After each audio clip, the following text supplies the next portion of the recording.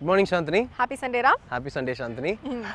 தூக்கத்துல எழுப்பி கூட்டு வந்துட்டாங்க. அதான் கொஞ்சம் லேட்டா சொல்லிட்டேன். சாரி. தெரியலையா? ஆமா. நேத்து நிறைய இன்வென்ஷன்ஸ் பத்தி பேசிட்டு இருந்தோம் இல்லையா? இன்னைக்கு ஒரு சில இன்வென்ஷன்ஸ் பத்தி தான் பார்க்க போறோம். அதுல ஃபர்ஸ்ட் நம்ம பார்க்க போறது வந்து பாத்தீங்கன்னா இன்டகிரேட்டட் சர்க்யூட்ஸ்.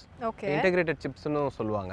இது வந்து பாத்தீங்கன்னா நிறைய டிரான்சிஸ்டர்ஸை வந்து இன்டகிரேட்டட்னா தெரியல. நிறைய விஷயத்தை ஒண்ணா சேர்க்கும்போது தான் அது இன்டகிரேஷன் ஆகும். எனக்கு தெரியுதோ இல்லையா பாக்குறவங்களுக்கு ஒண்ணுமே புரியாது. பட் நம்மளால முடிஞ்ச அளவு நம்ம புரிய வைக்கலாம். அந்த நிறைய டிரான்சிஸ்டர்ஸ் ஒண்ணா சேர்ந்து ஒரு சிப்ல ஒரு போர்டு மாதிரி ஒண்ணா கனெக்ட் பண்ணி அது பண்ணுவாங்க. அதுதான் இன்டகிரேட்டட் சர்க்யூட். இது வந்து கம்ப்யூட்டர்ஸ் நிறைய எலக்ட்ரானிக் டிவைசஸ் இருக்கு இல்லையா? இதுல வந்து யூஸ் பண்றாங்க. இது வந்து பேசிக்கா பாத்தீங்கன்னா சிலிகான் ஆர் ஜெர்மானியம் இந்த ரெண்டு மெட்டலை வச்சு தான் இந்த இன்டகிரேட்டட் சர்க்யூட்லாம் பண்றாங்க. இந்த சிப் எல்லாம் பண்றாங்க. இதை கண்டுபிடிச்சது யாருன்னு பாத்தீங்கன்னா jack Kilby and Robert noise அப்படின்னு ரெண்டு பேர் கண்டுபிடிச்சிருக்காங்க. நம்ம தேடுவோம் அப்புறமா. ஆமா, அவங்க வந்து 1959ல வந்து இந்த இன்டகிரேட்டட் சிப்பை வந்து ஃபர்ஸ்ட் கண்டுபிடிச்சிருக்காங்க. Oh my God. சோ கம்ப்யூட்டர்ஸ்லாம் வர பேசிக் இது வந்து இந்த இன்டகிரேட்டட் சர்க்யூட் தான். பிசிக்ஸ்ல ஐ திங்க் வந்து லேப் எக்ஸ்பெரிமென்ட் அது வந்ததுன்னு நினைக்கிறேன். நான் சத்தியமா படிக்கல. நானும் படிக்கல. பட் இருந்தாலும் ஏதோ கொஞ்சம் புரியுற மாதிரி சொல்லிட்டீங்க ராம். ரொம்ப ரொம்ப நன்றி. சரி ஓகே, தொடர்ந்து நம்ம என்ன பண்ண போறோம்னா வியூவர்ஸ்க்கு குட் மார்னிங் சொல்ல போறோம். சொல்லலாமா? சொல்லலாம். நேயர்கள் அனைவருக்கும் புத்தம் புது காலை வணக்கம்.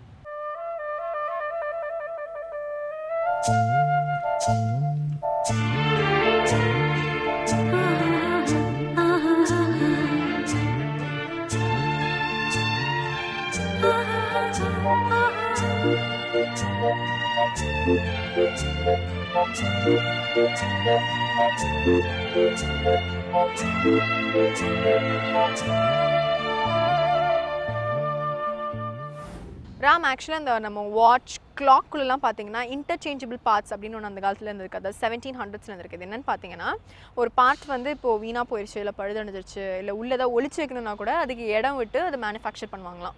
இது வந்து கன்ஸில் இருக்குது, நம்ம கிளாக்ஸில் இருக்குது, நம்ம தினந்தோறும் பார்க்குற நிறைய எலக்ட்ரானிக் பொருட்கள்லாம் இருக்குது. ஸோ வந்துட்டு இது ஆக்சுவலி ஜெர்மன் அமெரிக்காலலாம் வந்து ரொம்ப சகஜமான இன்டர்சேஞ்சபிள் பார்ட்ஸ்லாம் வந்து ரோட்டில் போட்டு வித்துட்டு இருந்தாங்க. இன்டர்சேஞ்சபிள் பார்ட்ஸ், அதாவது உள்ளுக்குள்ளேயே நீங்கள் மாற்றிக்கலாம். அந்த ஒரு பார்ட் எடுத்தால் கூட உங்களுக்கு தெரியாது. உள்ள அதுக்கு பதிலாக வேறு ஏதாவது மறைச்சு கொண்டு போகலாம். ஸோ இதனால் நல்லா நிறைய இல்லீகல் ஆக்டிவிட்டீஸ்லாம் நடக்க ஆரம்பிச்சாங்க. கவர்மெண்ட் பண்ண என்ன செஞ்சாங்க, இதை நம்ம ஒழிச்சே ஆகணும் அப்படின்னு சொல்லிட்டு இன்டர்சேஞ்சபிள் பார்ட்ஸை கொஞ்ச நாள் பேன் பண்ணாங்க. பட் அவங்களால கண்ட்ரோல்குள்ளே கொண்டு வர முடியல. ஸோ அப்போ தான் என்ன பண்ணாரு, எலி விட்னி அப்படின்னு ஒருத்தர் களமிறங்கினார். எலி வித்துட்டாங்களா? எலி விட்னி அவர் பேர். ஓகேயா? 1798ல் இவர் என்ன பண்ணாருன்னா இன்டர்சேஞ்சபிள் பார்ட்ஸுக்கு ஒரு காம்ப்ரமைசிங்காக ஒரு ஆல்டர்னேட்டிவ் பார்ட் ஒன்று கண்டுபிடிச்சார். அது என்னன்னா உங்களோட எல்லா இதுலேயுமே இருக்கும். அது பேரே வந்து விட்டேக்கர். அது பேர். ஓகே, அவங்க கிளாக்ல இருக்கட்டும், கன்ல இருக்கட்டும், எல்லா நீங்கள் யூஸ் பண்ணுற ஆல்மோஸ்ட் மெக்கானிக்கலாக யூஸ் பண்ணுற எல்லா பொருட்களுமே இது இருக்கும். ஸோ அது இருந்தால் மட்டும்தான் அந்த பொருளையும் வந்து இயக்க முடியும். ஓகே. ஸோ அந்த மாதிரி ஒன்று கண்டுபிடிச்சி ரெவல்யூஷனைஸ் பண்ணிட்டாருன்னா பார்த்துக்கோங்களேன். ஓகே. ஸோ அப்போ ஒரு காமன் மேனுக்கு புரியாத நிறைய விஷயம் நீங்கள் எக்ஸ்பிளைன் பண்ணியிருக்கீங்க. தொடர்ந்து இன்வென்ஷன் பற்றி பேசுவோம். பட் அதுக்கு முன்னாடி இன்றைய சூரியோதயம் பார்க்கறதுக்கு நேரம் வந்துச்சு, பார்த்துடலாமா? கண்டிப்பா. இது சூரியோதயம்.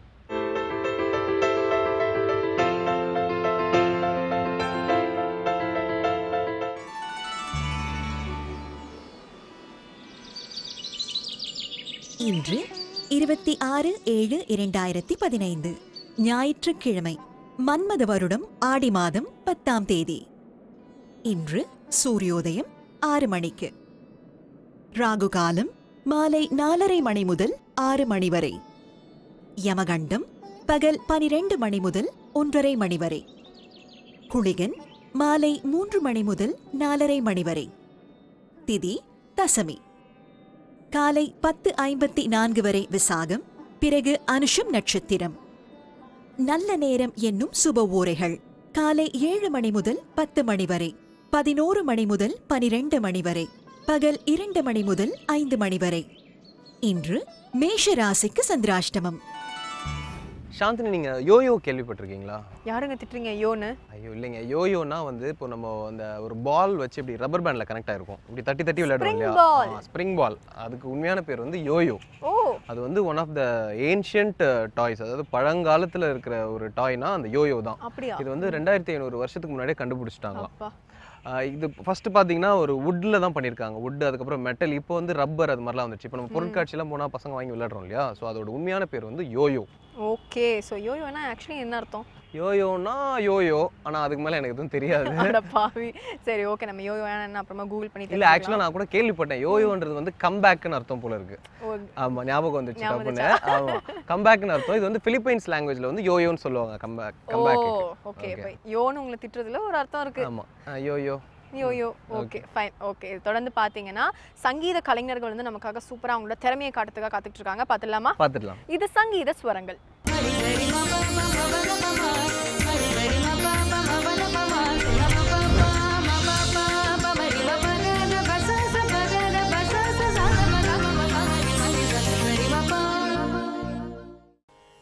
அலைப்பாயுதே கண்ணா அலைப்பாயுதே கண்ணா என் மனமிகளை பாயுதே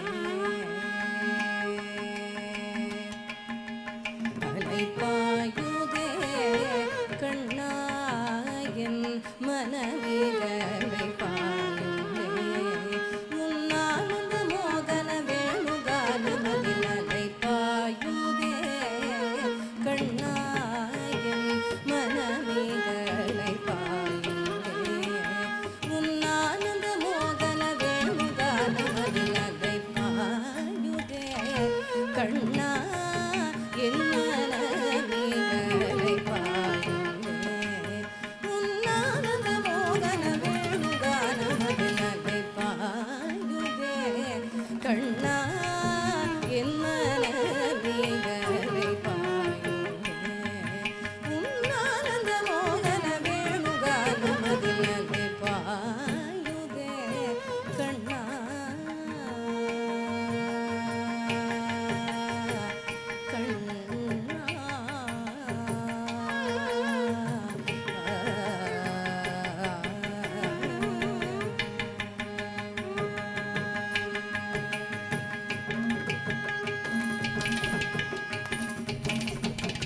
நிலை பெயராது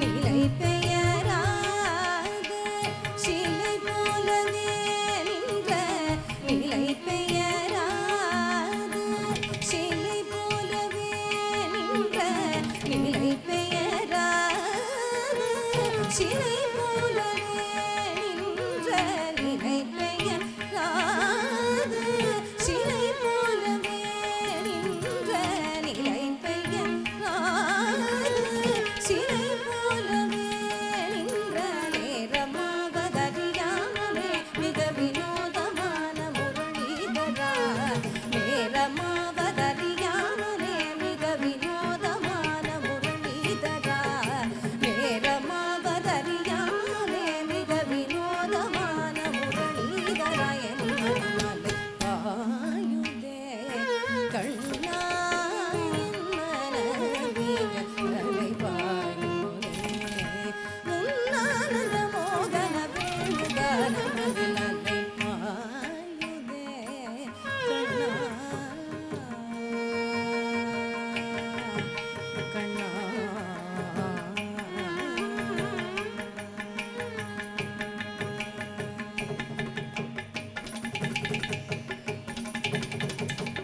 தெளிந்த நிலவு பட்ட பகல் போல் எரியுதே தெளிந்த நிலவு பட்ட பகல் போல் எரியுதே தெளிந்த நிலவு பட்ட பகல் போல் எரியுதே திக்கை நோக்கி என் திருப்புருவம் நெறியுதே தெளிந்த நிலவு பட்ட பகல் போல் எரியுதே திக்கை நோக்கி என் திருப்புருவம் நெறியுதே கழிந்த முன்னே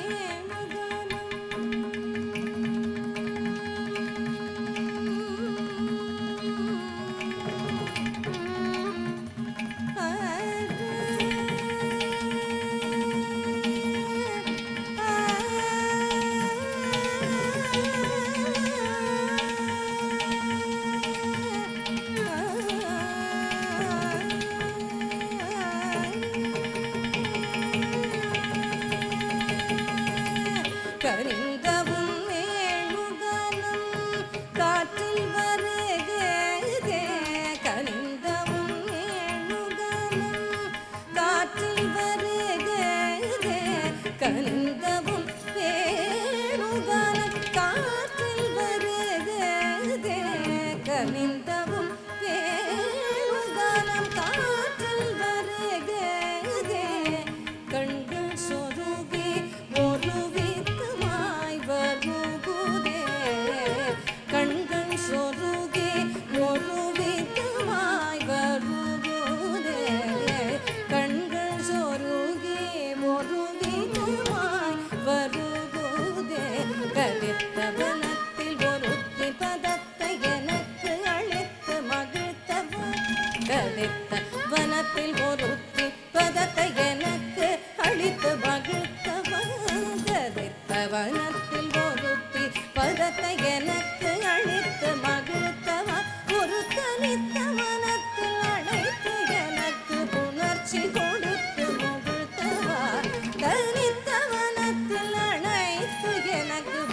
காட்சி கொடுத்து முகுத்தவா கனி கடல் அழகினில் கதிரவன் ஒளியென இணையிரு கழலென கழித்தவா கனி கடல் அழகினில் கதிரவன் ஒளியென இணையிரு கழலென கழித்தவா கனி கடல் அழகினில் கதிரவன் ஒளியென இணையிரு கழலென கழித்தவா கதறி மனம் உருகினான் அழைக்கவோ இதனமாதருடனே கழிக்கவோ கதறி மனம் உருகினான் அழைக்கவோ இதனமாதருடனே கழிக்கவோ இது தகுமோ இது முறையோ இது தர்மந்தானோ இது தகுமோ இது முறையோ இது தர்மந்தானோ குழலோதிடும் பொழுது ஆடிடும் குழைகள் போலவே மனது வேதனை நிலவுவலை பாயுதே கண்ணா மனமேக அலை பாயுதே உன்னானந்த மோகன வேணுகானமதில் அலை பாயுதே கண்ணா கண்ணா கண்ணா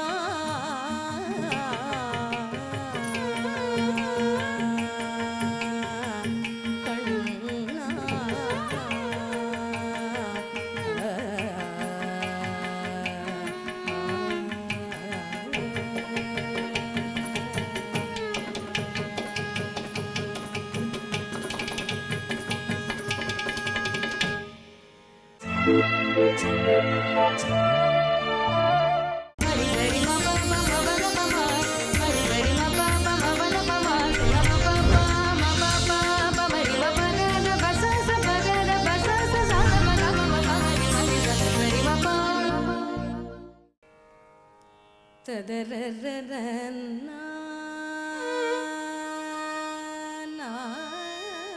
நாரீரீன ததனன்னா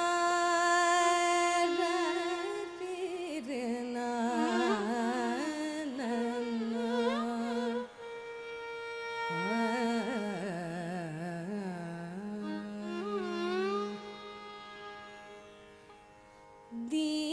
दीनशरण्यने देवकी बालने तिरुवरुள் புரிவானே दीनशरण्यने देवकी बालने तिरुवरुள் புரிவானே दीनशरण्यने देवकी बालने तिरुवरुள் புரிவானே दीनशरण्यने देवकी बालने तिरुवरुள் புரிவானே दीनशरण्यने देवकी बालने तिरुवरुள் புரிவானே दीनशरण्यने देवकी बालने तिरुवरुள் புரிவானே மாமணி வண்ணனே மாமணி வண்ணனே மரகத கண்ணனே மாமணி வண்ணனே மரகத கண்ணனே மாமணி வண்ணனே மரகத கண்ணனே மங்கையர் மனம் கவர்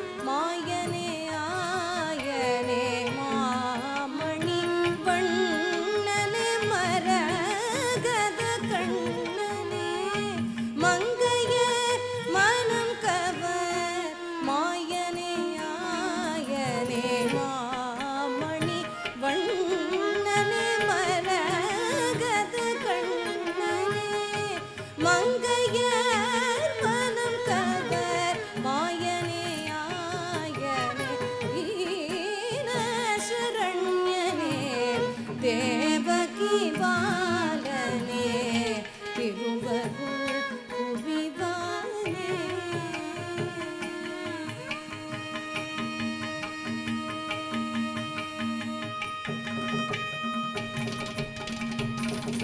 ಶ್ಯಾಮಳ ರೂಪನೆ ಸರಸಿಜ ನೇತ್ರನೆ ಶ್ಯಾಮಳ ರೂಪನೆ ಸರಸಿಜ ನೇತ್ರನೆ ಸಕಲ ಭುವನ ಪರಿಪಾಲನೆ ಶೀಲನೆ ಶ್ಯಾಮಳ ರೂಪನೆ ಸರಸಿಜ ನೇತ್ರನೆ ಸಕಲ ಭುವನ ಪರಿಪಾಲನೆ ಶೀಲನೆ ಶ್ಯಾಮಳ ರೂಪನೆ ಸರಸಿಜ ನೇತ್ರನೆ ಸಕಲ ಭುವನ ಪರಿಪಾಲನೆ ಶೀಲನೆ ಮಾಮಣಿ ವಣ್ಣನೆ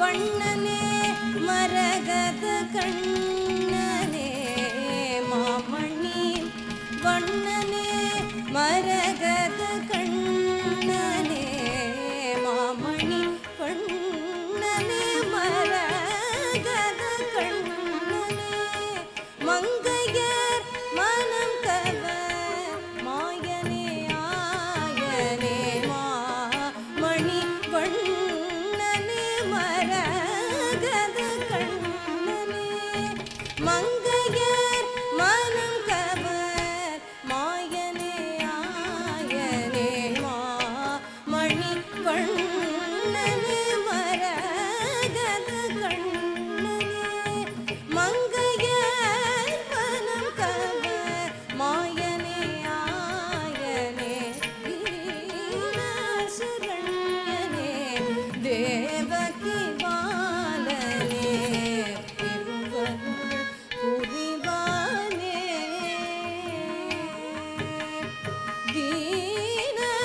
தீனசுரண்யனே தேவகி பாலனே திருவருள் புரிவானே.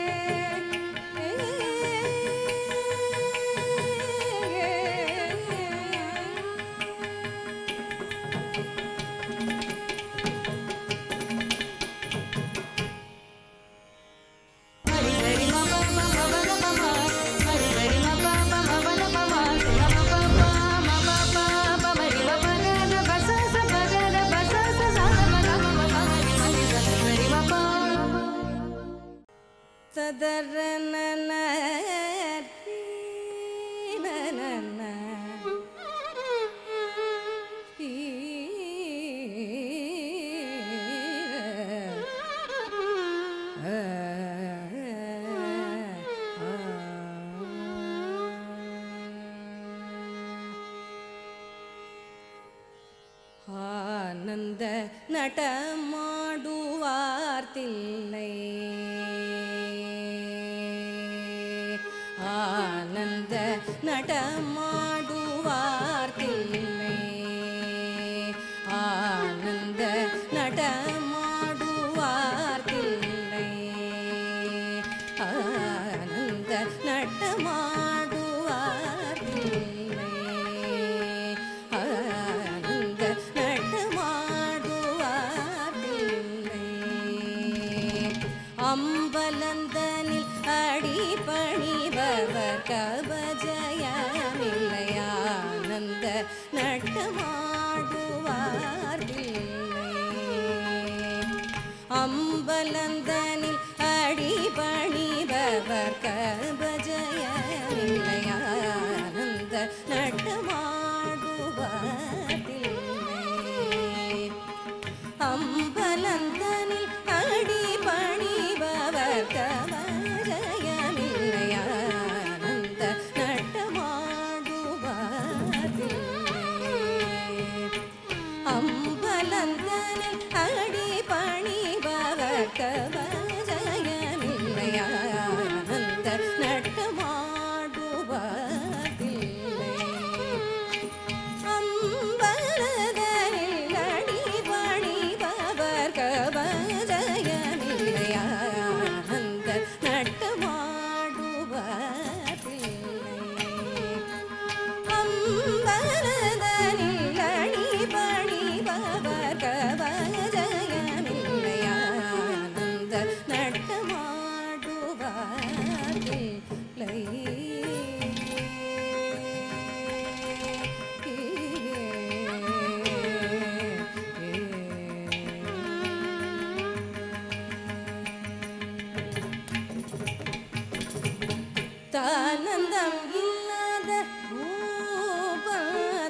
தானந்தம் இல்லாத ரூபம் தானந்தம் இல்லாத ரூபம் தானந்தம் இல்லாத ரூபம் தானந்தம் இல்லாத ரூபம் தானந்தம் இல்லாத ரூபம் தத்தினி தகதிமி தகஜனு தளாங்கு தகதிகிணதோம் தளாங்கு தகதிகிணதோம் தகதிமி தகதிகிணதோம் என்றானந்த நட்டமாடுவதில்லை தானந்தம் இல்லாத ரூபம் தத்தினி தகதிமி தகஜனு தளாங்கு தகதிகிணதோம் தளாங்கு தகதிகிணதோம் தகதிமி தகதிகிணதோம் என்றானந்த நட்டமாடுவதில்லை அம்பலதனில் அடிபணிபவர் கவஜயமில்லையானந்த நட்டமாடுவதில்லை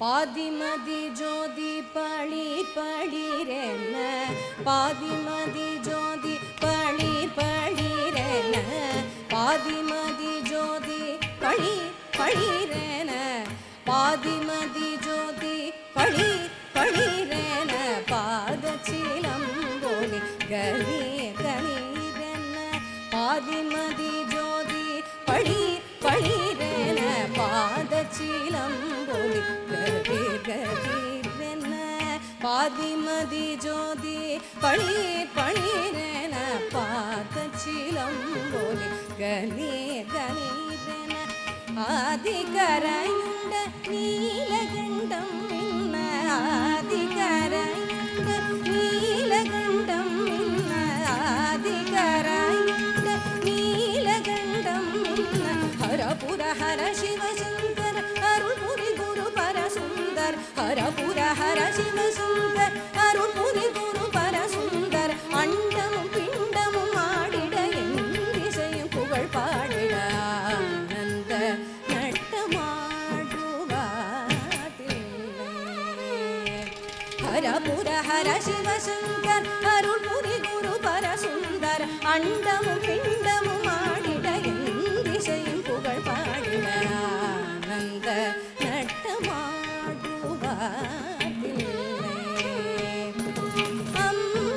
அம்பலந்தனில் அடிபணிபவர் கவஜயமில்லையானந்த நட்டமாடுவதில்லை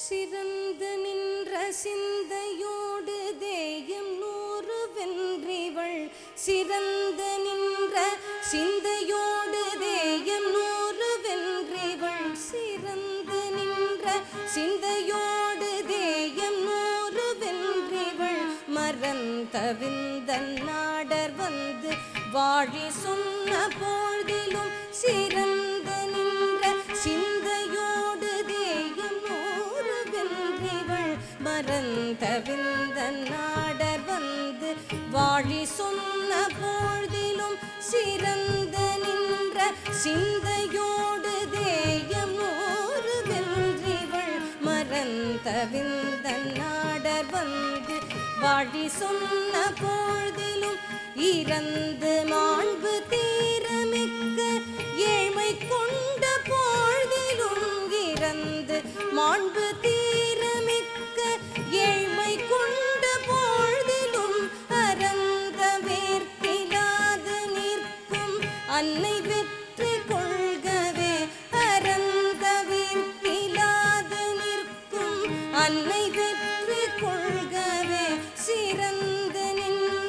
சிந்தையோடு தேயம் நூறு வென்றிவள் மறந்தவிந்தன் நாடர் வந்து வாழி சொன்ன போதிலும் இறந்து மாண்பு தீரமிக்க ஏழ்மை கொண்ட போதிலும் அறம் தவிர்க்கிலாது நிற்கும் மன்னை வேற்று கொள்கவே அறம் தவிர்க்கிலாது நிற்கும் அன்னை வெற்றி கொள்கவே 100 கோடி நூல்கள் செய்த 100 தேயவாணர்கள் 100 கோடி நூல்கள் செய்த 100 தேயவாணர்கள் தேருண்மை கொள்ளவிங்கு தேடி வந்த நாளினும் 100 கோடி நூல்கள் செய்த 100 தேயவாணர்கள் தேருண்மை கொள்ளவிங்கு தேடி வந்த நாளினும் மாறு கொண்டு கல்வி தேய வன்மை தீர்ந்த நாளிலும் மாறு கொண்டு கல்வி தேய வன்மை தீர்ந்த நாளிலும் ஈர நிற்கும் உண்மை ஒன்றிறைஞ்சி நிற்பள் வாழ்கவே 100 கோடி நூல்கள் செய்த 100 தேயவாணர்கள் தேருண்மை கொள்ளவிங்கு தேடி வந்த நாளிலும் மாறு கொண்டு கல்வி தேய வன்மை தீர்ந்த நாளிலும் ஈர நிற்கும் உண்மை ஒன்றிறைஞ்சி நீர்ப்பள் வாழ்கவே சிறந்து நின்ற சிந்தையோடு தேயம் 100 வென்றிவள் மறந்தவிந்தன் நாடர் வந்து வாழி சொன்ன பொழுதிலும் வாழி சொன்ன பொழுதிலும் வாழி சொன்ன பொழுதிலும்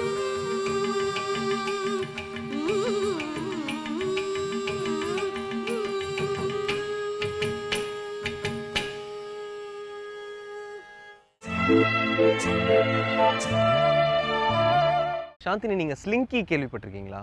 யாருங்க அது ஸ்லிங்கி? ஸ்லிங்கி வந்து என்னோட ஃப்ரெண்டோட ஃப்ரெண்டு அப்படின்னு சொல்ல மாட்டேன். அது வந்து ஒரு டாய். அது வந்து இந்த ஸ்ப்ரிங் இருக்கு இல்லையா, இப்போ நம்ம வளையல் மாதிரி இருக்கும் தெரியுமா, ஸ்ப்ரிங்ல இன்டர்கனெக்டடா இருக்கும். இருக்கும். அது இப்படி இழுத்து விட்டா அப்படி ரிட்டர்ன் வரும், அப்படி ஜாலியாக விளையாடுவோம் இல்லையா. அது பேர் வந்து ஸ்லிங்கி. இதை கண்டுபிடிச்சவர் வந்து பார்த்தீங்கன்னா ரிச்சர்ட் ஜேம்ஸ் அப்படின்றவர் கண்டுபிடிச்சிருக்காரு. 1943 கண்டுபிடிச்சிருக்காரு. இது வந்து ஒரு ஆக்சிடென்ட்டாக தான் இதை கண்டுபிடிச்சிருக்காரு. எப்படின்னா ஒரு ஷிப்புக்கு வந்து சப்போர்ட்டிங் எக்யூப்மெண்ட் பண்ணுறதுக்காக நிறைய ஸ்ப்ரிங்கை வச்சு ரிசர்ச் பண்ணிட்டு இருக்கப்போ இவருக்கு இப்படி ஒரு ஐடியா வந்திருக்கு. ஓ மை காட். ஓகே, இந்த இதை வச்சு ஒரு மேனுஃபேக்சரிங் மெஷின், இந்த ஸ்லிங்கி பண்ணுறதுக்கு ஒரு மெஷினை வந்து அவர் பண்ணியிருக்காரு. இந்த மெஷின் வந்து ஒரு 80 ஃபீட் ஸ்டீல் ஒயரை வந்து அதுக்குள்ளே நம்ம செலுத்தணும்னா 10 செகண்டில் வந்து இந்த ஸ்லிங்கி ரெடி பண்ணிடுமா. இந்த ஸ்லிங்கின் பேர் வச்சது வந்து அவர் ரிச்சர்ட் ஜேம்ஸோட ஒய்ஃப் பெட்டி ஜேம்ஸ். இவங்க தான் வந்து இந்த ஸ்லிங்கி தயாரிக்கிற கம்பெனியும் ரன் பண்ணிட்டு இருக்காங்களாம். ஸோ இந்த ஸ்லிங்கி டாய் பின்னாடி இவ்வளோ பெரிய வரலாறு இருக்கு. ஆமாங்க. ஓகே, ஸோ சூப்பராக சொன்னீங்க. தொடர்ந்து பார்த்தீங்கன்னா திருப்பூர் கிருஷ்ணன் அவர்கள் ஆன்மீகத்திலிருந்து பல அரிய விஷயங்களை நம்மளோட ஷேர் பண்ணதுக்காக காத்துட்டு இருக்காரு. பார்த்துடலாம். இது அர்த்தமுள்ள ஆன்மீகம்.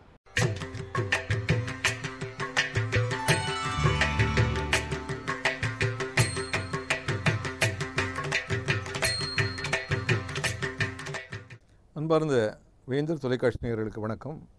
இன்றைய அர்த்தமுள்ள ஆன்மீகம் பகுதியில் உணவு எந்த வகையிலெல்லாம் நமது ஆன்மீக மரபில் சொல்லப்பட்டிருக்கிறது என்பதை பற்றி பார்க்கவிருக்கிறோம். நமது மரபில் உணவை குறைப்பது, சத்துவ குணம் நிறைந்த உணவை மட்டுமே உட்கொள்வது, உணவு உண்ணாமலே இருப்பது போன்ற பல விஷயங்கள் வற்புறுத்தப்படுகின்றன. ஏகாதசி, சஷ்டி போன்ற தினங்களில் உணவு எதுவும் உட்கொள்ளாமல் இருப்பதை வழி வழியாக வந்த நம் முன்னோர்கள் பின்பற்றினார்கள். ஆன்மீக ரீதியாக மட்டுமல்லாமல் உடல் ஆரோக்கிய ரீதியிலும் கூட மாதத்திற்கு ஒரு நாள் உணவு எதுவும் உண்ணாமல் இருக்கிற பொழுது குடலில் உள்ள நச்சுப்பொருள் எரிந்து குடல் சுத்தமாகிறது, அது உடல் ஆரோக்கியத்தை மேம்படுத்துகிறது என்று மருத்துவ நிபுணர்கள் கருதுகிறார்கள். எனவே நமது ஆன்மீகம் என்பது உடல் ஆரோக்கியம், மன ஆரோக்கியம் இரண்டும் இணைந்து செலுத்தப்பட்ட ஒரு வழி என்பதை நாம் புரிந்து கொள்ள முடிகிறது. உணவு உண்ணாமல் இருப்பது என்பது பசி உணர்வை அடக்குவது என்பது, பசியை வெல்வது என்பது ஆன்மீக நெறியில் உள்ளோர் கடைப்பிடிக்க வேண்டிய ஒரு முக்கியமான வழி என்கிற கருத்து நிலவுகிறது. ராமாயணத்தில் விஸ்வாமித்திரர் ராமன் லட்சுமணன் இருவரையும் அழைத்து கொண்டு கானகத்தில் செல்கிறார். அப்போது கானகத்தில் நெடுந்தூரம் பயணப்படுகிற பொழுது உணவுக்கு வழியில்லாமல் போகலாம். எனவே உணவு உண்ணாமலேயே இருப்பதற்கு தேவையான 2 மந்திரங்களை அவர் உபதேசம் செய்கிறார் என்கிறது ராமாயணம். பலை, அதிபலை என்கிற 2 மந்திரங்கள். அந்த 2 மந்திரங்களை உச்சாடனம் செய்கிற பொழுது பசி இல்லாமல் போவதோடு கூட உணவு உண்பதால் ஏற்படக்கூடிய ஆரோக்கியம் உணவு உண்ணாமலே ஏற்பட்டுவிடும் என்பது ராமாயணத்தில் வருகிற அந்த மந்திரங்களுடைய ஒரு கருத்தோட்டம், ஒரு நம்பிக்கை. ஆக ராமாயண காலத்திலேயே உணவு உண்பது, உண்ணாமல் இருப்பது, குறைவாக உண்பது, நல்ல உணர்வுகளை தரக்கூடிய உணவுகளை மட்டுமே உண்பது என்பது போன்ற விஷயங்கள் ஆராயப்பட்டிருக்கின்றன. மகாத்மா காந்தி, வினோபா பாவே உள்ளிட்ட உயர்நிலை ஆன்மீகத்தில் தோய்ந்த பிரமுகர்கள் உணவு மன உணர்வுகளை மாற்றுகிறது என்று சொல்கிறார்கள். சத்துவ குணம் ஏற்பட வேண்டுமானால் உப்பு, காரம் போன்றவற்றை குறைத்து பழங்களை, கீரை வகைகளை அதிகமாக உண்ண வேண்டும் என்று நமது மரபில் சொல்லப்படுகிறது. இன்னும் ஏகாதசி, சஷ்டி போன்ற நாட்களில் முழுமையாக உண்ணாவிரதம் இருப்பதைப் போலவே மற்ற புனித தினங்களில் விலக்கப்பட வேண்டிய உணவு வகைகள் என்று பலவற்றை சொல்கிறார்கள். அசைவம் சாப்பிடுகிறவர்கள் புனித தினங்களில் அசைவத்தை ஒதுக்குகிறார்கள், சாப்பிடாமல் இருக்கிறார்கள். தவிர வெங்காயம், முருங்கைக்காய் போன்ற காய்கறிகளை கூட சாப்பிடாமல் மற்ற பூசணி, பரங்கி போன்ற காய்கறிகளை மட்டுமே சாப்பிடுகிறார்கள் என்பதையெல்லாம் நமது மரபில் நாம் பார்க்கிறோம். அதிகம் உண்டவர்கள் என்று பார்க்கிற பொழுது மகாபாரதத்தில் பீமனும் ராமாயணத்தில் கும்பகர்ணனும் மிக அதிக உணவை உண்டதாக புராணங்கள் நமக்கு சொல்கின்றன. வரலாற்றில் ஒரு விந்தையான செய்தி பதிவாகி இருக்கிறது. தாவரங்கள் தங்களுக்கு தேவையான உணவை தாங்களே தயாரித்து கொள்கின்றன. அவைகள் உணவை உண்பதில்லை. விலங்குகள் தாவரங்களை உணவாக உண்கின்றன அல்லது மற்ற விலங்குகளை அடித்து உண்கின்றன. ஆனால் தாவரங்கள் உணவு என்று தாங்கள் உண்பதில்லை. ஆனால் தங்களுக்கு தேவையான உணவை காற்றிலிருந்தும் சூரிய ஒளியிலிருந்தும் அவைகள் தயாரித்து கொள்கின்றன. இப்படி மனிதர்களால் செய்ய முடியுமா? செய்ய முடியாது என்பதுதான் பொதுவான கருத்தோட்டம். ஆனால் பரமஹம்ச யோகானந்தர் என்கிற அண்மைக்கால யோகி வாழ்ந்த காலகட்டத்தில் வட இந்தியாவில் கிரிபாலா என்கிற ஒரு பெண்மணி இருந்தார். அவர் 30 ஆண்டுகளுக்கும் மேலாக உணவு உண்ணாமலும் தண்ணீர் அருந்தாமலும் இருந்தார் என்பதோடு கூட தன்னுடைய குடும்ப வேலைகள் அனைத்தையும் அவர் செய்து கொண்டிருந்தார் என்கிற செய்தி பரமஹம்ச யோகானந்தருக்கு எட்டுகிறது. பரமஹம்ச யோகானந்தர் தன்னுடைய வாழ்க்கை சரிதத்தை ஒரு யோகியின் சுயசரிதை என ஒரு நூலாக எழுதியிருக்கிறார். அதில் தமது சமகாலத்தில் தாம் சந்தித்த பல பிரமுகர்கள், மகாத்மா காந்தி உள்பட பல பிரமுகர்களை பற்றிய கருத்துக்களை எல்லாம் அவர் பதிவு செய்திருக்கிறார். அந்த நூலில் வருகிற மிக முக்கியமான ஒரு நிகழ்ச்சி இது. கிரிபாலா என்கிற பெண்மணியை பற்றி அறிந்ததும் பரமஹம்ச யோகானந்தருக்கு வியப்பு ஏற்படுகிறது. அது எப்படி இருக்க முடியும்? ஒரு மனித வடிவிலான பெண்மணி வாயால் சாப்பிட்டு உணவு உண்டு உயிர் வாழ முடியுமே தவிர 30 ஆண்டுகளுக்கு மேலாக தண்ணீர் அருந்தாமலும் உணவுண்ணாமலும் இருக்கிறாள் என்று சொன்னால் அது உலக வரலாற்றில் ஒரு விந்தை. அது என்ன என்று பரிசோதித்து அறிய வேண்டும் என எண்ணி ஜீப் எடுத்துக்கொண்டு பரமஹம்ச யோகானந்தர் அந்த பெண்மணியின் இருப்பிடத்தை தேடிச் செல்கிறார். ஒரு யோகி தன்னை சந்திக்க வந்திருக்கிறார் என்றதும் குடும்ப வாழ்விலிருந்து ஒரு எளிய பெண்மணி அவள் சம்மதித்து யோகியை தரிசனம் செய்து என்ன விஷயமாக சந்திக்க வந்தீர்கள் என்று கேட்கிறாள். பரமஹம்ச யோகானந்தர் சொல்கிறார், இப்படி ஒரு விஷயம் கேள்விப்பட்டோம், இது உண்மைதானா? உண்மைதான். எத்தனை ஆண்டுகளாக நீங்கள் இப்படி இருக்கிறீர்கள்? ஏறக்குறைய 30-35 ஆண்டுகளாக இப்படித்தான் இருக்கிறேன். உணவு எதுவுமே உண்பதில்லையா? உணவும் உண்பதில்லை, தண்ணீரும் மருந்துவதில்லை. இது எப்படி சாத்தியமாகிறது? அதற்கு என்னுடைய வாழ்க்கை சம்பவத்தை நீங்கள் தெரிந்து கொள்ள வேண்டும் என்று தனது பழங்கால வாழ்வை அந்த பெண்மணி பரமஹம்ச யோகானந்தரிடம் விவரிக்கிறாள். அவளுக்கு கிரிபாலாவுக்கு திருமணமாகிய புதிது. இந்த மாமியார் கிரிபாலாவுக்கு சாப்பாடு போடுகிறாள். கிரிபாலா கொஞ்சம் நிறைய சாப்பிடுகிறவள், அள்ளி அள்ளி சாப்பிடுகிறாள். இந்த மாமியார் தன் புது மருமகளிடம், என் வீட்டு சொத்தையெல்லாம் நீ சாப்பிட்டே கரைத்து விடுவாய் போல் இருக்கிறது, இவ்வளவு சாப்பாடு சாப்பிடுகிறாயே என்று சொல்லி சொல்லி திட்டிக்கொண்டே சாப்பாடு போடுகிறாள். இது அந்த பெண்ணுக்கு சங்கடமாக இருக்கிறது. அவள் இரவெல்லாம், இறைவனே சாப்பிடாமலே இருக்க ஒரு வழி பிறக்காதா, நான் இப்படி என் மாமியாரிடம் ஏச்சப்பட வேண்டுமா என்று பிரார்த்திக்கிறாள். ஒரு எளிய பெண் தனிமையில் செய்த உத்தமமான ஒரு பிரார்த்தனை, மிகுந்த மன ஒருமைப்பாட்டோடு செய்த பிரார்த்தனை, அது இறைவனின் செவிகளை எட்டுகிறது. எட்டத்தானே செய்யும். கடவுள் என்றால் பக்தருடைய கோரிக்கையை நிறைவேற்ற வேண்டும் இல்லையா? ஒரு நாள் கிரிபாலா பொய்கையிலிருந்து தண்ணீர் எடுத்து வருவதற்காக தண்ணீர் குடத்தோடு செல்கிறாள். படிகளில் இறங்கி அந்த குளத்தில் தண்ணீர் சேந்தி கொண்டு மேலே ஏறி வருகிறாள். அங்கே ஒரு துறவி காத்திருக்கிறார். என்னடி அம்மா இது, இப்படி கூடவா வேண்டுவாய் நீ? இறைவன் என்னை அனுப்பியிருக்கிறார், நல்லது, சாப்பிடாமலே இருக்க வேண்டும் என்று நீ கேட்டுக்கொண்டாயாமே, உட்கார் என்று சொல்லி அவளை உட்கார வைக்கிறார்.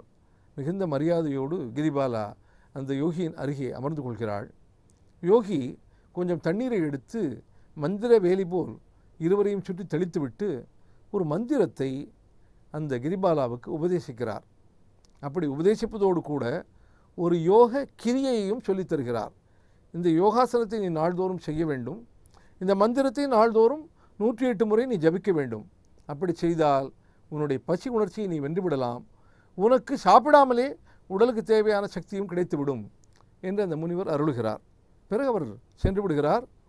தொடர்ந்து அதே வகையில் அந்த மந்திரத்தை நாள்தோறும் ஜபித்தும் நாள்தோறும் குறிப்பிட்ட சிறிது நேரம் அந்த யோகாசனத்தை பயின்றும் இந்த கிரிபாலா இந்த சக்தியை அடைகிறாள். அவள் சாப்பிடாமலே 35 ஆண்டுகள் இப்படித்தான் இருப்பதாக பரமஹம்ச யோகானந்தரிடம் தெரிவிக்கிறாள். அப்பொழுது பரமஹம்ச யோகானந்தர் மிகுந்த ஆவலோடு கிரிபாலாவிடம் கேட்கிறார், சொல்லம்மா, அது என்ன மந்திரம், அது என்ன கிரியை? அந்த இரண்டையும் நீ சொல்லித்தந்து விட்டால் அந்த யோகாசனத்தை பயின்று அந்த மந்திரத்தை உச்சரித்து சாப்பாட்டிற்கு வழியில்லாத எல்லா ஏழைகளும் தப்பிக்கலாமே. உன்னுடைய உடல் எப்படி தாவரங்களைப் போல் சக்தி பெற்று சூரிய ஒளியிலிருந்தே ஆற்றலை பெறுகிறதோ அதுபோல் எல்லோரும் பெற்றுக்கொள்ளலாமே, நீ சொல்லிவிடு என்று கேட்கிறார். அதற்கு அந்த கிரிபாலா சொல்கிறார், இல்லை, அது சாத்தியமில்லை. அந்த யோகி என்னிடம் சத்தியம் வாங்கி கொண்டிருக்கிறார். இறைவனுடைய படைப்பில் ஏராளமான காய்களும் கனிகளும் மனிதர்கள் சாப்பிடுவதற்காக என்று இயற்கையால் படைக்கப்பட்டவை. இந்த மந்திரத்தையும் இந்த யோகாசனத்தையும் கற்றுத்தந்து விட்டால் அந்த கனிகளுக்கும் காய்கறிகளுக்கும் வேலை இல்லாமல் போய்விடும்.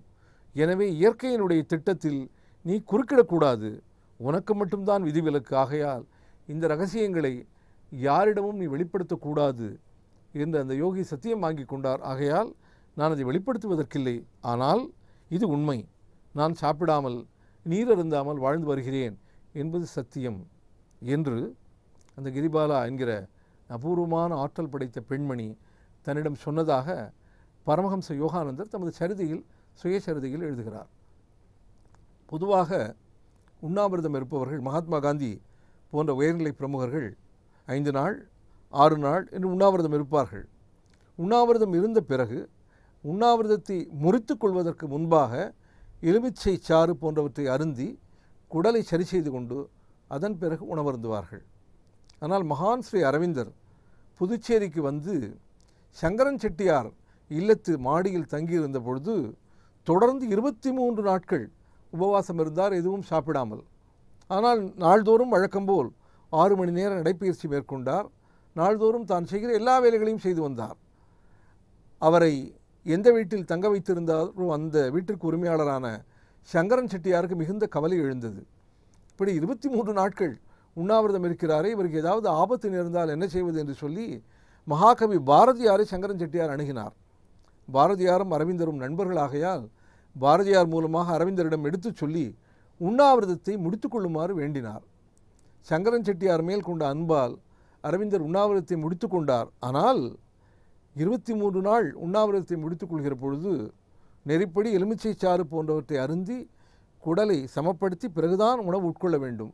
அப்படி எந்த வகையான வழிமுறையும் கையாளாமல் நேரடியாகவே அரவிந்தர் உணவு உண்டார் என்றும், உணவு உண்ணாத போதும் சரி, உணவு உண்ட பிறகும் சரி, அவர் ஒன்று போலவே பலசாலியாகத்தான் திகழ்ந்தார் என்றும் ஸ்ரீ அரவிந்தருடைய புனித திருச்சரிதம் நமக்கு தெரிவிக்கிறது. எனவே ஆன்மீக அன்பர்கள் மாதந்தோறும் ஒரு நாள் உண்ணாவிரதம் இருப்பது, குறைவாக உணவு உண்பது, அந்த உணவிலும் கூட சத்துவ குணத்தை தூண்டக்கூடிய பழம் போன்ற உணவு வகைகளை அதிகம் எடுத்துக்கொண்டு வாழ்வது என்பது போன்ற நெறிகளை பின்பற்றினால் ஆன்மீக வாழ்வில் மேலும் மேலும் உயரலாம் என்கிற ஒரு செய்தியை இன்று பார்த்தோம். மேலும் ஒரு நல்ல செய்தியோடு அடுத்து வருகிற அர்த்தமுள்ள ஆன்மீகம் பகுதியில் சந்திப்போம். நன்றி, வணக்கம். ஸோ ராம், ரேடியோ அஸ்ட்ரானமி, அதாவது அஸ்ட்ரானமியில் வந்து ஒரு பிரிவு தான் பார்த்தீங்கன்னா அந்த ரேடியோ அஸ்ட்ரானமி. இதை ரொம்ப கஷ்டப்பட்டு ஆராய்ச்சி பண்ணி கார்ல் காத்தே ஜான்ஸ்கி அப்படின்றவங்க கண்டுபிடிச்சிருக்காங்க. கார்ல் காத்தே ஜான்ஸ்கி ராணி. நாளைக்கு ஃபிசிக்ஸ் டெஸ்ட் இல்லை சரியா, 1932 வந்து கண்டுபிடிச்சிருக்காங்க. ஸோ வந்து நம்ம கேலக்சியில் வந்து பயங்கரமாக ஆராய்ச்சி. கேலக்சினா நம்ம மில்கி வே தானே சொல்கிறீங்க? ஓ மை காட், எந்த சாக்லேட் எந்த கடையில் இருக்குது? மில்கி வேன்றது வந்து ஒரு, ஆனால் அதை சொல்லக்கூடாது நம்ம. சொல்லுங்க. சரி, ஓகேயா. ஸோ மில்கி வே கேலக்சியில் வந்து இவங்க பயங்கரமாக ஆராய்ச்சி பண்ணிட்டு இருக்கும் போது அந்த ரேடியோ அஸ்ட்ரானமியை கண்டுபிடிச்சிருக்காங்க. ஓகே, ரேடியோ அஸ்ட்ரானமின்னு இருக்கிறதே என்ன மாதிரி மக்கு உருண்டைகளுக்கெல்லாம் இப்போ தான் தெரிய வரும். ஓகே, சூப்பருங்க. தொடர்ந்து பேசலாம். பட் இதை தொடர்ந்து 12 ராசிகளுக்கான பலன்களை சொல்ல வந்திருக்காரு யதார்த்த ஜோதிடர் செல்வி. பார்த்துடலாமா? கண்டிப்பா. இது யோகம் நல்ல யோகம்.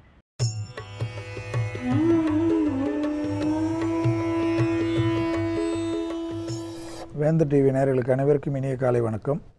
யோகம் நல்ல யோகம் நிகழ்ச்சியில் ஒவ்வொரு நாளும் உங்களை சந்திப்பதில் மகிழ்ச்சி அடைகின்றேன். இன்றைய நாளானது பார்த்தீர்கள் என்றால் 26ஆம் தேதி 7வது மாதம் 2015ஆம் ஆண்டு ஆடி மாதம் 10ஆம் நாள் ஞாயிற்றுக்கிழமையான ஓய்வு நாளில் மேஷம் முதல் மீனம் வரை உள்ள ராசி நேயர்களுடைய தினப்பலன்களை பார்ப்போம். முதலாவதாக பார்க்கக்கூடிய ராசிக்காரர்கள் மேஷ ராசிக்காரர்கள். சந்திராஷ்டமாக இருக்கிறது என்பதனால் வண்டி வாகனத்தில் சிறிது கவனமாக இருப்பதுடன் அண்டை அயலார் வீட்டு விஷயத்தில் கூட கோபதாபத்தில் இல்லாமல் மன அழுத்தங்கள் அதிகமாக காணப்படக்கூடிய நாள். சூரியனின் ஆதிக்கம் சந்திரனின் வீட்டில் இருப்பதனால் பிள்ளைகளுடன் சிறு வாக்குவாதங்கள் கூட பெருமளவு கஷ்டத்தையும் சங்கடத்தையும் ஏற்படுத்தலாம். அந்த விஷயத்தில் சிறிது கவனமாக இருப்பது பெருமளவு நன்மையும் அனுகூலத்தையும் ஏற்படுத்தி தரும். குடும்ப விஷயமாக இருக்கட்டும், வெளிவட்டாரமாக இருக்கட்டும், கோபதாகங்கள் அறவே தவிர்த்து கொண்டால் இந்த ஓய்வு நாளும் மேஷ ராசிக்காரர்களுக்கு நிம்மதியை தரக்கூடிய நாளாகவே காணப்படும். எனவே ஏதேனும் அருகில் உள்ள ஒரு விநாயகர் கோயிலுக்கு சென்றுவிட்டு இன்று பணிகளை ஆரம்பிப்பது ஒரு சிக்கலும் இல்லாமல் பாதுகாப்பாளனாக விளங்கும்.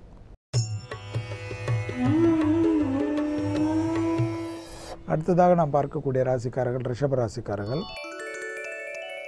ரிஷபராசிக்காரர்களுக்கு வெளிவட்டாரத்திலோ உத்தியோகத்திலோ தொழிலமைப்பிலோ ஓய்வு நாளாக இருந்தாலும் ஏதேனும் ஓலைகள் வந்தால் அதற்கு உண்டான செவி சாய்ப்பது உங்களுக்கு நன்மை ஏற்படுத்தி தரும். சந்தோஷமும் அனுகூலமும் வெளிவட்டாரத்தில் காணப்பட்டாலும் குடும்ப விஷயத்தில் துணை அல்லது துணைவியாருடைய தேக ஆரோக்கியத்திற்கு அதிக முக்கியத்துவம் கொடுப்பதுடன் துணை அல்லது துணைவியாருடன் சிறு வாக்குவாதங்கள் கூட இந்த ஓய்வு நாளின் முழு நிம்மதியும் கெடுத்துவிடும் என்பதை ரிஷபராசிக்காரர்கள் உணர்ந்து கொள்ள வேண்டும். எனவே குடும்பத்தில் தேவையில்லாத வாக்குவாதங்கள் இல்லாமல் வெள்ளை கொடியை காட்டுவது நீங்களாக இருப்பது நன்மை தரும்.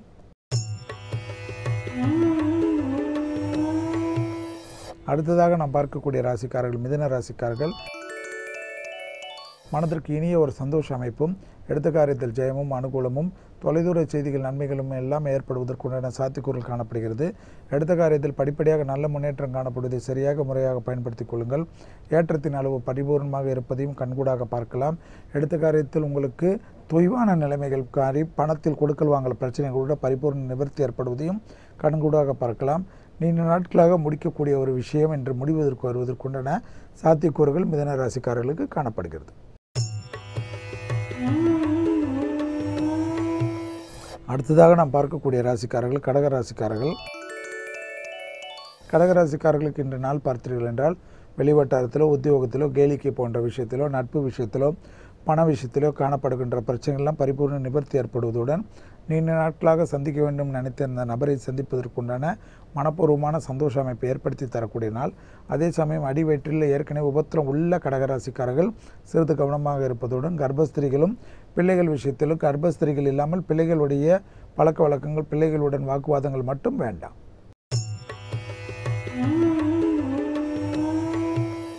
அடுத்ததாக நாம் பார்க்கக்கூடிய ராசிக்காரர்கள் சிம்ம ராசிக்காரர்கள்.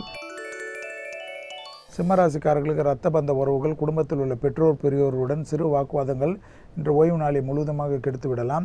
இரத்தத்தில் கோளாறு உள்ள சிம்மராசிக்காரர்கள் இன்று மிக மிக கவனமாக இருப்பதும் முடிந்தால் ஒரு மருத்துவ ஆலோசனை பெற்றுக்கொள்வதும் நன்மையும் அனுகூலத்தையும் ஏற்படுத்தி தரும். கண்டிப்பாக ஒரு மன அயற்சி ஓய்வில்லாமல் ஒரு பிரச்சனையால் மன கஷ்டங்கள் ஏதேனும் வெளியில் இருக்கின்றக்கூடிய பாதிப்புகளை நினைத்து கொண்டே நீங்கள் வருத்தி கொள்வதெல்லாம் ஏற்படும். எனவே மனதை ஒருநிலைப்படுத்தக்கூடிய பயிற்சிகள், இஷ்டப்பட்ட தெய்வ வழிபாட்டுக்கு முக்கியத்துவம் கொடுப்பது நன்மை தரும்.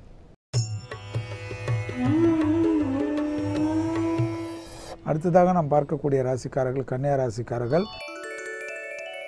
தைரியம் தன்னம்பிக்கை வளரக்கூடிய நாள். வெளிவட்டாரத்தில் மிகப்பெரிய ஏற்றம், சந்தோஷ அமைப்புகள், எதிர்பார்க்காத நல்ல விஷயங்கள், நீண்ட நாட்களாக சந்திக்க வேண்டிய மனிதர்களை சந்திப்பது உண்டான ஆனந்தங்கள், படிப்படியாக நல்ல முன்னேற்றங்கள், தொலைதூர செய்திகள், நன்மைகள். உத்தியோகத்தில் ஓய்வு நாளாக இருந்தாலும் உங்களுடைய எதிர்பார்ப்பை எதிர்நோக்கி உத்தியோகத்தில் இருப்பவர்கள், மேலதிகாரிகள் பாராட்டுகள், பயணங்கள் ஒன்றன் பின் ஒன்றாக பெரிய அளவு அனுகூலங்கள், உங்களுக்கு நீண்ட நாட்களாக வர வேண்டியிருந்த ஒரு பழைய பண அமைப்பு நிவர்த்தி ஏற்படும்.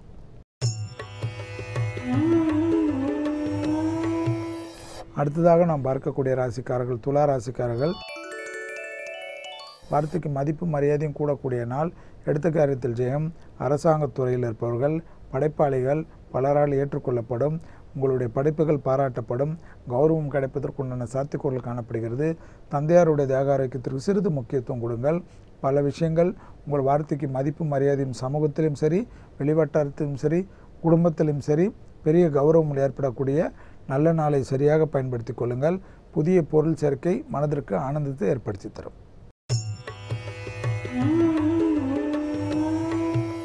அடுத்ததாக பார்க்கக்கூடிய ராசிக்காரர்கள் விருச்சிக ராசிக்காரர்கள். ஏற்றம், அனுகூலம், தொட்டது தொடங்கக்கூடிய காலகட்டம், நல்ல முன்னேற்றங்கள், நிம்மதி அமைப்பெல்லாம் காணப்பட்டாலும் அடிவயிற்றிலிருந்து பாதம் வரை உள்ள உறுப்புகளில் சிறிது கவனம். வண்டி வாகனத்தில் வித்தைகள் வேண்டாம். அவசியமில்லாத பயணங்களை அறவே தவிர்த்து கொள்ளுங்கள். கண்டிப்பாக குடும்பத்தாருடன் இருப்பது நன்மை ஏற்படுத்தி தரும். நட்பு என்று சென்று விட்டு வந்தீர்கள் என்றால் இன்று தேவையில்லாத சிக்கல் காணப்படும்.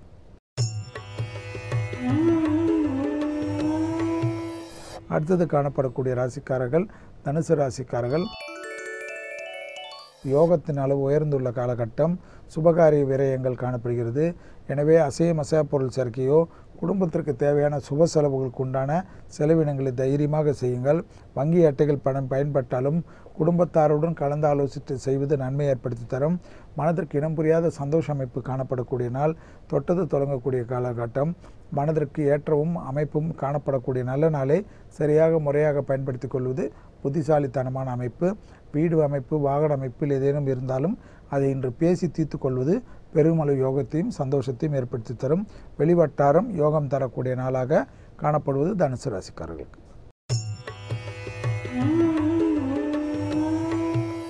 அடுத்ததாக பார்க்கக்கூடிய ராசிக்காரர்கள் மகர ராசிக்காரர்கள். ஏதேனும் ஒரு லாபம் கிடைப்பும். நீண்ட நாள் வர வேண்டிய பண வரவு வருவதற்குண்டான சாத்தியக்கூறுகள், கொடுக்கல் வாங்கல் பிரச்சனைகள் பேசி தீர்த்து கொள்வதற்குண்டான முயற்சிகள் வெற்றிகள். உத்தியோகத்தில் மேன்மைகள், உத்தியோகத்தில் புதிய முதலீடுகளுக்கு உண்டான அனுகூலங்கள், வியாபாரத்தில் அபிவிருத்தி பேச்சுகள், பெரிய மனிதர்களின் சந்திப்பது, பெரிய மகான்களின் சந்திப்பது, மனதிற்கு பிடித்த தெய்வ சன்னிதானத்திற்கு சென்று விட்டு வருவது, குடும்பத்தில் காணப்பட்ட குழப்பங்கள் தீர்வது, ஏற்றமும் அனுகூலம் வருவதுடன் உறவு நட்பு முறையில் உண்டான பாதிப்புகள் நிவர்த்தி.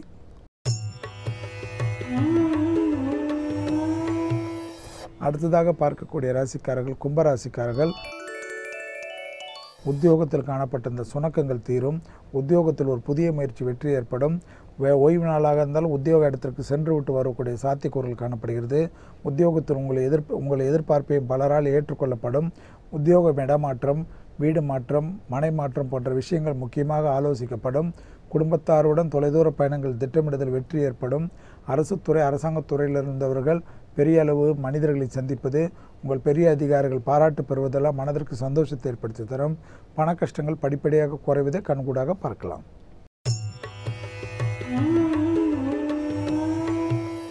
அடுத்ததாக கடைசியாக பார்க்கக்கூடிய ராசிக்காரர்கள் மீன ராசிக்காரர்கள். ஏற்றம் அனுகூலமெல்லாம் காணப்பட்டாலும் குடும்பத்தில் சிறு சண்டை சச்சரவுகள் கூட பெருமளவு மன சங்கடத்தையும் தேவையில்லாத பாதிப்புகளை ஏற்படுத்தலாம். அதே சமயம் பணத்தட்டுப்பாடோ மன கஷ்டங்களோ காணப்படவில்லை. வெளிவட்டாரத்தில் ஏற்றம் அனுகூலங்கள் காணப்படுகிறது. படிப்படியாக நல்ல முன்னேற்றங்கள் காணப்படுகிறது. எதிர்பார்க்காத நல்ல செய்தி வருகிறது. தொட்டது தொடங்கக்கூடிய காலகட்டமாக காணப்படுகிறது.